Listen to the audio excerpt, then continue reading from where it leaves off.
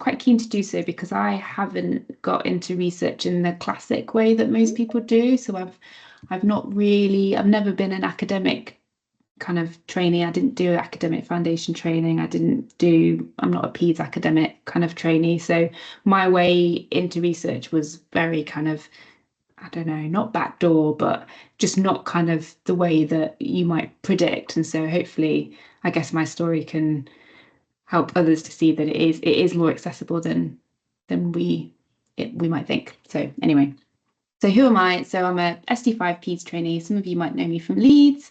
I spend half my time doing that, and then I'm also I work with BSAC, who are kind of antimicrobial chemotherapy charity, doing some national education work. So I do that 1 day a week.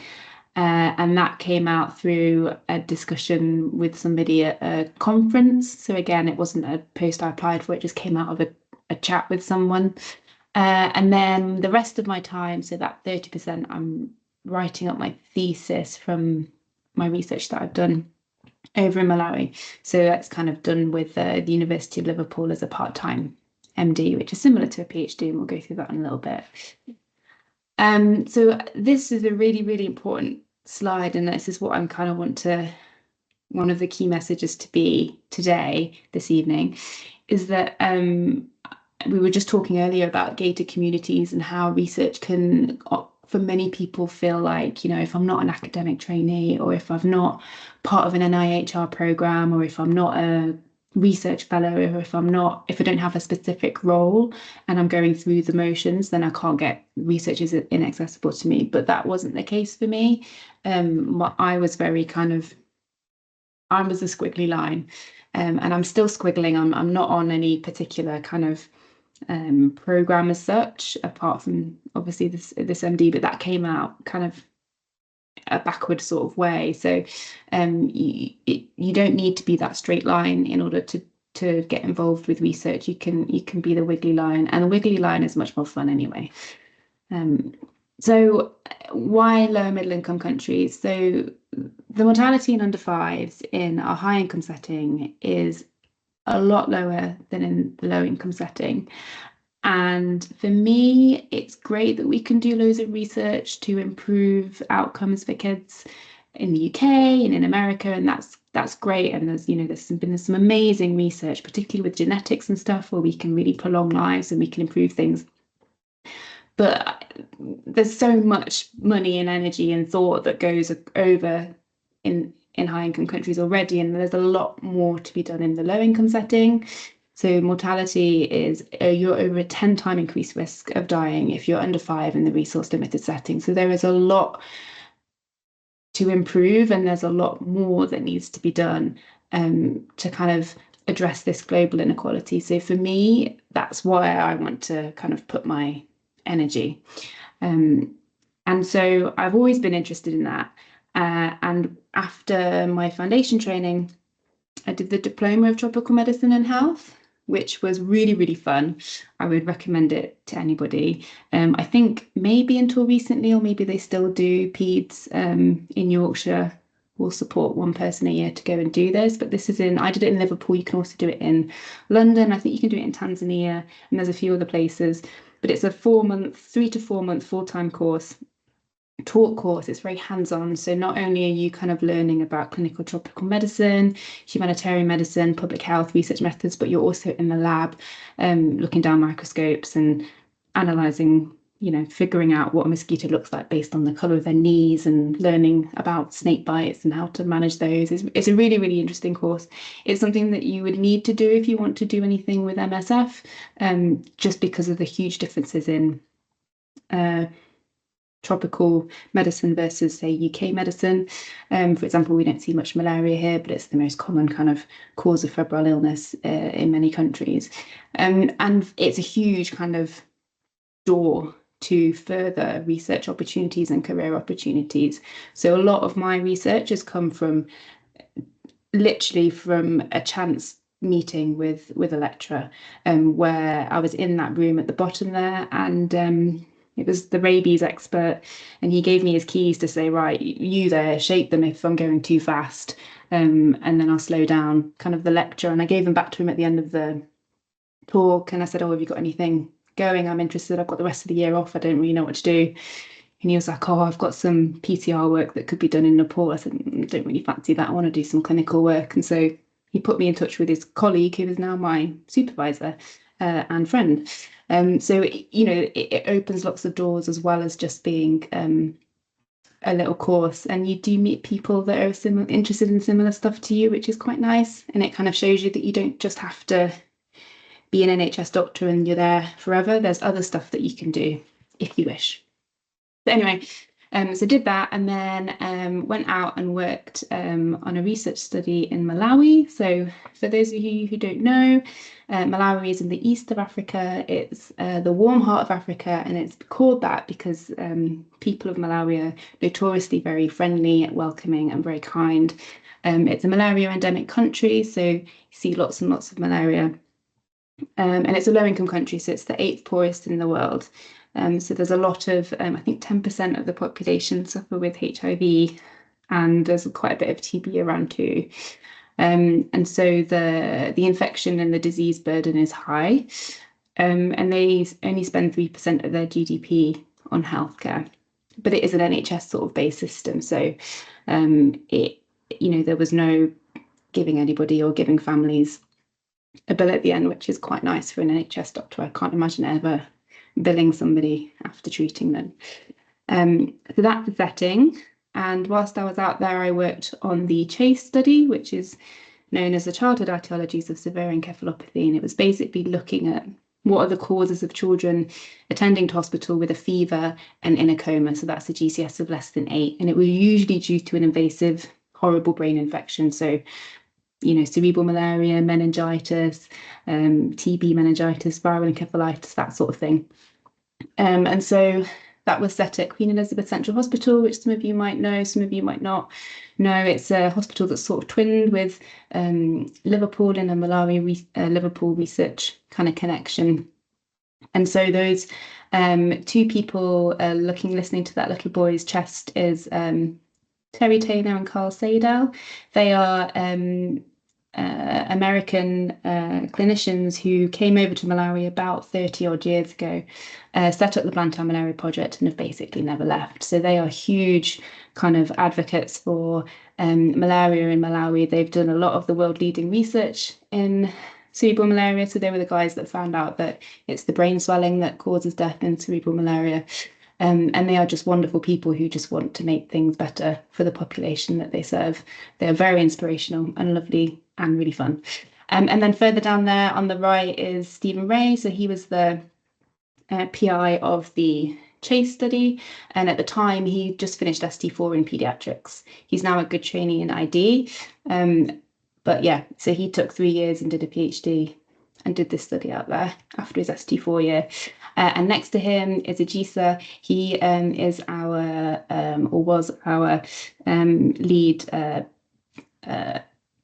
lab technician. And he still does a lot of work out there too. So we did that. So this is the Peds Research Ward. So we recruited about 350 kids over the space of 3 years. So this was where, so we'd recruit them from A&E or the kind of the children's ward. And they would come to this admissions area. And we'd usually recruit about 1 or 2 a day. So again, the inclusion criteria was a GCS of less than 8, or 8 or less, sorry. And they'd had a fever or had a history of a fever. So they would come with their parents, and you can see there's some study nurses here, and also some clinical officers who did a lot of the kind of the patient care as well. Notably, there's no kind of mechanical ventilation. So obviously in the UK, if anyone was comatose, we would intubate them and ventilate them. This isn't available here. So it was mainly kind of a nil by mouth job and wait for them to wake up. And they would be looked after. They would have an LP done and their bloods done, and they would then have an EEG and an MRI before being admitted to the ward and looked after on the ward. So in terms of the MRI, there was loads of pathology. I think something like 85% of the patients who were admitted had an abnormal MRI. So you can see on the top left, there's one of the herpes encephalitis cases, and it's that classic temporal lobe lightening up. And then you can see in the center is the cerebral malaria, and that's where you see the cerebral edema, and it looks like really tight spaces there. And you can just start to see a bit of cerebellar herniation down there too. And then we also had lots of meningitis with empyemas and hydrocephalus, the complications of that. And interestingly, in the top right corner is neurocysticercosis. I don't know if people have come across this before, but this is basically worm eggs in your brain, which come from eating uncooked pork. This was a 15-year-old boy whose dad was a pig farmer or a pork vendor, and he used to sell the meat at the market, and he always used to have like a little taste. But unfortunately, he developed this, and he passed away. But most of his family had epilepsy secondary to neurocysticercosis. So yeah, an MRI is not kind of something that's available, or imaging isn't available to a lot of children in Malawi. So it was good to be able to offer that, I guess, to see what was happening. So the causes of it were predominantly, as you might expect, so most of it is malaria, and then there was a lot of invasive meningitis, so bacterial meningitis, some viral encephalitis, and a few unknowns actually. We even used kind of PCRs, metagenomics, and we still never figured out what was the cause. The outcomes are really poor in this cohort of children. So 1 in 3 children who present with fever and coma in Malawi will die. And about half of those who survive will have neurodisability. So this is an area which has had not enough effort put in over the last how many years, and needs improving. And the most the biggest thing that we found was that a lot of children that look like they have just malaria actually have meningitis as well. So there's co-infections which need antibiotics. And we've since published this, and WHO are going to change some of their guidelines. So that's nice. We've made some change. The study had quite a big impact in that we have told people about it, and we've said we need to give everybody antibiotics with malaria and coma, and they're going to change some guidelines. So that's good. That was a nice feedback. While I was there, we were doing the ward round and going around on the ward round, and we were talking about fluids, and they were all like, prescribed this, and I thought, oh, how do you know what to give them? Because obviously they've got brain swelling, but they're comatose, so they can't drink. And they might have a bit of sepsis, etc. How do you know what fluids to give them? They said, oh, we don't know. We're just guessing because there's no data. So I thought, right, this isn't good enough. So from then is when I started to kind of think about what I wanted to do for my project. So with this cohort of children, I decided to document and look really closely about what fluids these kids were given. We also found a few wards down, there was a USCOM machine, which is basically like a Cheats echo, which was used in a study a few years ago and was just gathering dust in the back room. And so we scanned these children to look at their cardiac kind of output and their stroke volume, etc., over the time of their course, just to see what was happening with their hemodynamics as well. So that's ongoing. But I started this up, and then my supervisor said, oh, well, if you're going to do this study, then you may as well get some kind of, what do I put it? You may as well formalize it. So just apply to do sort of an MD, and retrospectively you can do that. So then I applied to the University of Liverpool for a part-time off-site MD, and I've sort of been writing it up and doing that since. So I've had a very backwards way of going into research, I guess, stumbled into it. Whilst I was there, it doesn't feel right to go over and do research and not actually contribute to looking after the population. So I worked as a Peds Reg whilst over there, predominantly in resus, but then I also covered the other area of the hospital, like neonates out of hours. So this is the Peds Resus room. It's very small, it's very hot. Most children that come in are under the age of 5, so there'd be about 2 to 3 kids on each of these beds. And there was a bed where the camera is as well. That's since been updated, which is good. But as you can see, it's quite limited in resources. On the bottom right, you can see that was kind of our, I guess, equipment cupboard. So things like if you're doing an LP, you just use a blue cannula, or if you needed an IO, you just use a big green needle. So it's difficult in that you don't have the same things that you have in the UK, but simple things can make a lot of difference. So it's rewarding. Challenges of working and therefore research in a lower and middle income setting is that the equipment is not what you'd like it to be, and that can be quite difficult, particularly if you've come from a country where you can give a lot to your patients and you're kind of stuck with things that you can't give. That can be quite tough. The second picture, yes, that is ants in the IV fluid bag. I don't know how they got in there, but they did.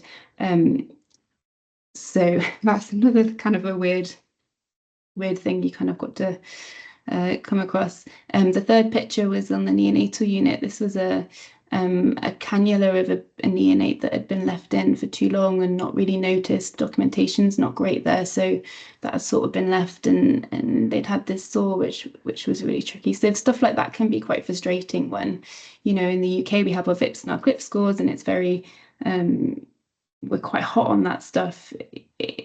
In other settings, staffing and other things are much more challenging. So there's things that you might come across that you get frustrated about, but there's different challenges that we don't have in the UK. And then the right is one of my favourite pictures. This is in the infant ward.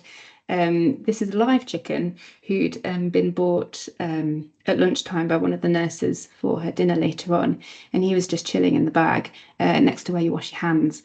So again, stuff that you might not, come across a lot in the UK, which can be a bit tricky to kind of get your head around, but also it takes a bit of time to be more understanding with the way different people work. But then there's also a lot of fun, and you can be creative, and you can adapt and utilize different ways of working around little hurdles. So yeah, challenges but fun stuff as well. And then working in a setting where preventative medicine and where kind of public health and where other areas are a bit more challenging also provides lots of kind of opportunities for learning. So on the left, these were, would you believe it, babies that were born vaginally. This woman is a goddess. I don't know how she did it, but these twins were separated successfully, which is wonderful. And then the central picture was a snake bite. So in Malawi, you can buy as a snack mice on a stick, and so often some teenage boys would go and try and catch the mice to then sell them. But obviously with mice come snakes, and so you can have to deal with snake bites, which is something we don't see in the UK. And then on the far right is TB. And this little boy had TB with some quite significant changes. He got better.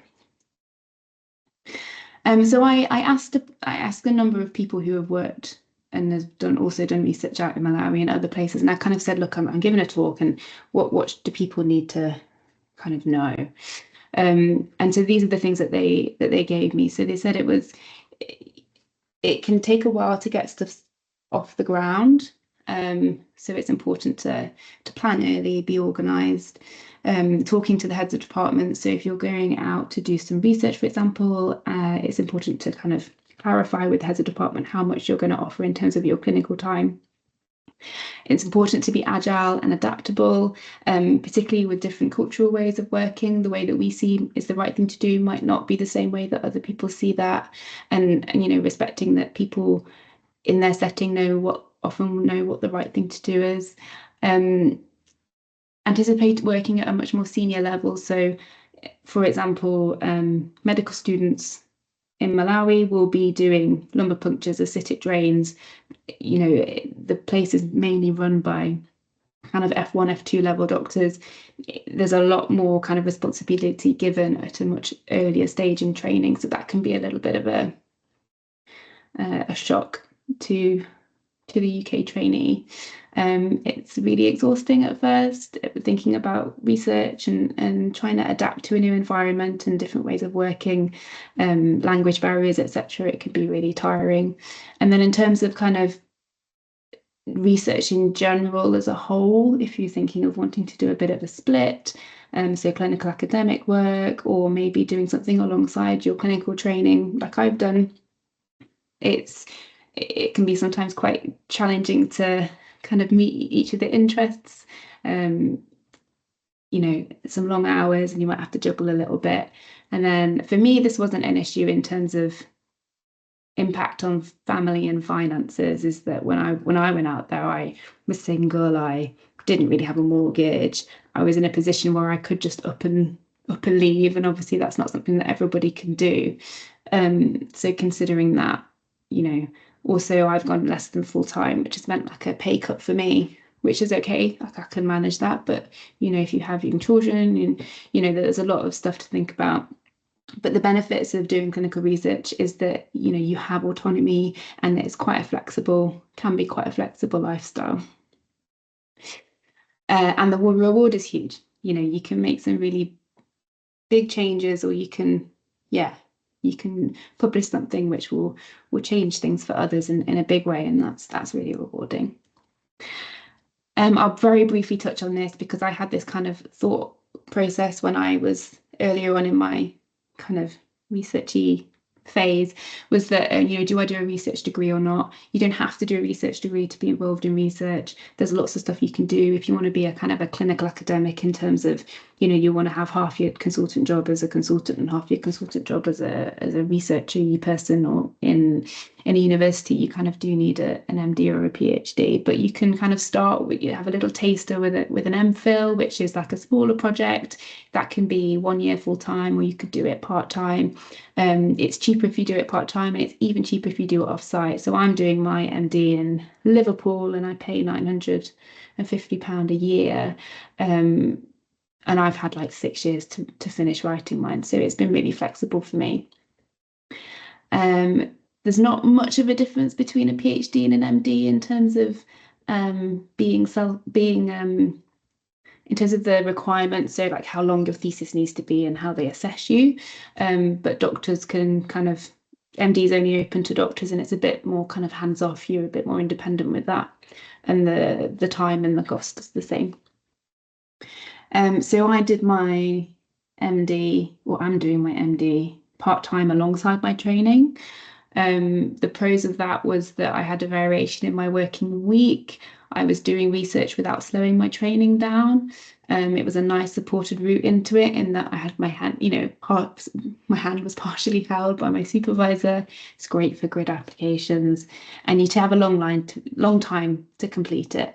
The cons of that is that obviously you need a lot of motivation, because for me, I've spent a lot of my spare time doing my research. I don't mind doing that because I looked after those children, and I have a lot of kind of passion I remember each of them, and so I, how do I put it? I am very happy to spend my Sunday writing or looking at my data, because I know how it can impact children, like the children that I met.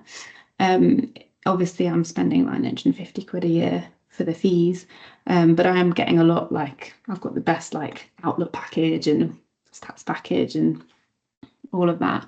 In the early years, it was quite challenging balancing kind of deadlines with my exams, but it's been okay. I was quite lucky in that I did my exams in COVID, so maybe it's different now. And you can't always be guaranteed to leave from your job, which I'm sure we all know very well. This little slide is just a little thing to say, you don't need to be in a formal kind of, you don't need to be doing a PhD, you don't need to be in a like a clinical research fellow, you don't need to be on an NIHR program to produce good research. So this is a meta-analysis that I wrote with the PI of the study we talked about earlier. literally from home during COVID pandemic. And it's a systematic review, and we basically showed that over 50 years, the mortality from cerebral malaria hasn't changed. And we got it into Lancet Global Health, and it's promoted a lot of chat. And this was done, I'd never done a systematic review before, ever. I had like no skills in that area at all. I just looked at the BMJ prisoner statement, and that's really good at showing you exactly how to report it. Didn't need any ethics. I did it from my pajamas at home. Albeit it took a long time and we were in COVID, so it's slightly different, and you don't need any grants. So you can, you can do research from home if it's something you're passionate about. You can do it and it can be good. You don't need to have done loads of stuff before in order for it to be, I guess, impactful. And I guess what you're all thinking, and I do think this regularly, is that you can often feel like, how do I even get involved? You see these people in research and they all kind of clique together, and and it does feel a bit cliquey. And in a way it is, and I think it depends where you work, or where you've come across research. In different kind of specialties are more cliquey and more kind of gated than others. But I guess my 3 big tips would be, number 1, don't be afraid to contact someone out of the blue. If you think somebody has got a similar interest as you and they're already established, for example, you've seen them on the university website, or you've seen them as the lead PI of something, or you just heard about them through somebody, just email them, because what's the harm? Just saying, I'm really interested in doing something and I really want to have a go at, getting involved, and I've got time and I've got motivation. They will love that, because most kind of professors or senior kind of clinical academics have so much stuff. They'll have like a long list of stuff that they need to do, and they just won't be able to even get round to it. So most people just want to hear from you. And the thing to note is that as academics become more senior, they want the last authorship. So how you're like, first author, second author, third author. The last author is what all the big wigs want, because that kind of means the supervisor. So, it wouldn't mean that you would just be stuck in kind of 4th, 5th, like buried in the middle. If you say, look, I want to take on a project, then they might have something that they need to get done. You'd be the first author and they'd be the last author. So, there's just no harm in asking. And that's what happened to me, and that's really worked for me. Number 2, you don't need to be in a formal research program to do research. That didn't I wasn't, I did it retrospectively, but I kind of fell into this through word of mouth and meeting people. And since the start of this project, we've connected quite a few peace trainees in the UK. They've gone out to Malawi, they've gone and done stuff, and they're now writing their own papers. And then systematic reviews they can be boring, but if it's something that you're interested in, they can be just as impactful, and they're much more accessible. And then finally, a little bit of a plug. So if anybody is interested in getting involved with what we're doing in Malawi, we have a huge biobank of about 380 kids. We've got frozen CSF blood, we've got MRI scans, we've got lots of neurocognitive outcome stuff. There's a lot of people doing a lot of work. It's a really big cohort. It's the biggest febrile coma cohort to date. And we have so much stuff to do that, anyone that's interested, that is keen to get involved, either taking something on from here in the UK, or if anyone's interested in going out there, there's so much to do. And so we would be very welcome for people just to get in touch, and we can talk about projects that you might want to lead on, because we are drowning in stuff to do. And there's a lot of really interesting stuff to get involved in. So yes, that's my email. So do feel free to get in touch, and I can get you in touch with Steve and the PI and a few other people. Yeah, hopefully that was helpful. How do I come out of this? Oh, here we go. Yeah, there we go. Hopefully that was helpful. Yeah, key take-home messages. You really don't need to be an academic trainee to get involved. I certainly wasn't. I still am not. I've definitely gone the back door, and just like, yeah, people are just people. So just ask them, and they're usually more than willing to say yes. I'll stop talking now. Well, that was really useful. Yeah, that was really useful. Thank you so much. So I'm going to be opening it up to questions while people are trying to get their thoughts together. I think one of the questions I have for myself is, for the projects you've worked on, how have you been able to manage the data collection? Like obviously you're in the UK and you have to oversee projects in Malawi. So how have you managed that? Yeah. So when I was out there during my kind of years, my F3, F4 before starting training, I was there for like a good, on and off for about 18 months, but I set up my study or the sub-study, bearing in mind this was already running. I set up my sub-study and arranged for, I trained up some of the nurses who were already on the ward to do the scans, and they just would do the scans and input the data, and then it would come through on an online thing and I would work through it that way. And a lot of the data was kind of put onto the system anyway. So then once I came back to the UK, those people who some of my grant money was used to pay them as a thank you for doing this. I then did a lot of it from the UK, and when it got to COVID, I planned to go back out, but I couldn't because of everything was closed. So all of the patient notes were put online, and so I can access them all still. Yeah.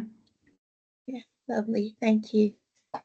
Just going to open it up to any other person that has any questions, please.